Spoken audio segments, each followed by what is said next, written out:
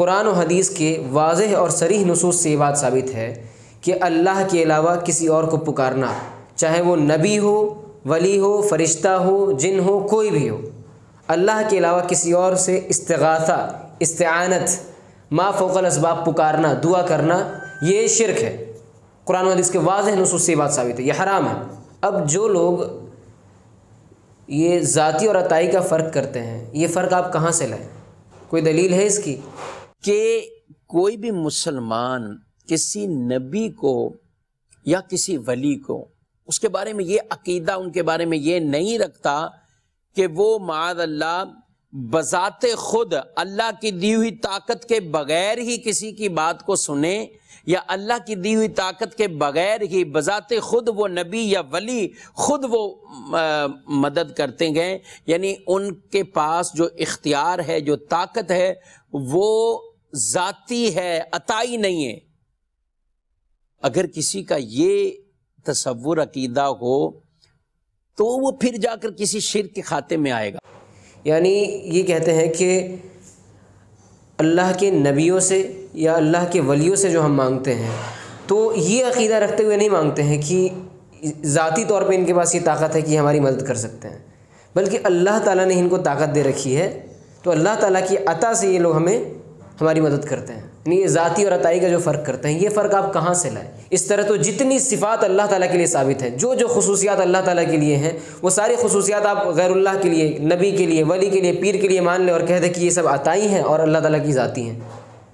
یہ تو بڑا اچھا طریقہ ہے کہ جو صفات اللہ سبحانہ و تعالیٰ کے لیے ہیں وہ ساری صفات آپ غیر اللہ میں مان لیں اور یہ کہہ دیں کہ یہ ذاتی ہیں اور یہ عطائی ہے۔ یہ فرق کہاں سے آیا؟ یعنی آپ کہتے ہیں کہ کہیں پر بھی کسی کی بھی سننا یہ اللہ تعالیٰ کی صفت ہے، صفت خاصہ ہے۔ اب آپ کہتے ہیں کہ نبی یا ولی بھی ہماری بات سنتے ہیں، اور جب آپ سے کہا جاتا ہے کہ یہ تو شرک ہے، یہ تو اللہ تعالیٰ کی صفت میں شرک ہے، تو آپ کہتے ہیں نہیں، اللہ تعالیٰ کے پاس ذاتی ہے، ان لوگوں کے پاس جو ہے طاقت ہے، یہ عطائی ہے، یعنی اللہ تعالیٰ نے ہی ان لوگوں کو یہ طاقت دی ہے۔ تو یہ فرق آپ کہاں سے لے کر کے آئے؟ کوئی دلیل لائیے کہ اللہ تعالیٰ نے یہ طاقت ان کو دے رکھی ہے۔ یہ سب دین میں شرک کو داخل کرنے کا ذریعہ ہے۔ جس چیز سے اسلام روکنے کے لیے آیا تھا اسی چیز کو یہ لوگ اسلام کے نام پر کرتے ہیں۔ اور چونکہ عام طور سے ایک مسلمان کے دل میں، ایک مسلمان کے یہاں نبیوں کے تعلق سے، ولیوں کے تعلق سے ایک اچھے جذبات پائے جاتے ہیں، ان کی قدر و منزلت ہوتی ہے ایک مسلمان کے دل میں نبیوں اور ولیوں کے تعلق سے۔ تو یہ لوگ کیا کرتے ہیں، اس جذبات کا فائدہ اٹھا کر کے کہتے ہیں کہ ان سے بھی مانگو، ان سے بھی مانگنا جائز ہے۔ اور جب کہا جائے کہ یہ غلط ہے، شرک ہے، تو یہ کیا کریں گے؟ کہیں گے اللہ تعالیٰ کا ذاتی ہے یا عطائی ہے۔ ہاتوا برہانکم ان کنتم صادقین، اگر سچے ہو تو دلیل لاؤ۔ جھوٹی بات ہے یہ سب۔ اور قرآن کریم کے وہ نصوص جن میں صاف صاف کہا گیا ہے کہ والذین تدعون من دون اللہ لا یخلقون شیئا وهم یخلقون ایاک نعبد وایاک نستعین، یا اس طرح کی بے شمار آیتیں قرآن کریم میں، بے شمار آیتیں اس طرح کی کہ اللہ کے علاوہ جس کو بھی تم پکارتے ہو کچھ پیدا نہیں کر سکتے ہیں، اللہ کے علاوہ دوسروں کو مت پکارو، بے شمار آیتیں اس طرح کی قرآن کریم میں۔ تو یہ ساری آیتیں ان کے لیے نازل ہوئی ہیں کہ جو بتوں کے حوالے سے، ایسے جنہوں نے جو ہے وہ باطل اپنے خدا معبود بنائے ہوئے تھے، یہ ان کے لیے نازل ہوئی ہیں۔ تو ان سب آیتوں کو کہتے ہیں کہ یہ سب بتوں کے بارے میں نازل ہوئی ہے کہ اللہ کے علاوہ چھوڑ کر بتوں کو مت پکارو۔ یعنی یہ کہنا چاہتے ہیں کہ اللہ تعالیٰ ان آیتوں میں یہ کہنا چاہ رہا ہے کہ تم اللہ کو چھوڑ کر بتوں کو مت پکارو، بتوں کے علاوہ جسے چاہے پکار لو۔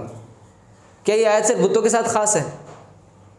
اس کا مطلب انسان کسی درخت کو، سورج کو، چاند کو یا کسی انسان کو پکارنا شروع کر دے، انسان کی عبادت کرنا شروع کر دے تو وہ غلط نہیں ہے؟ اور اس طرح سے تو آپ اللہ تعالیٰ کی جتنی صفات ہیں، جتنی خصوصیات ہیں، ان سب کو آپ ولی اور نبیوں کے لیے ثابت کر دیجئے۔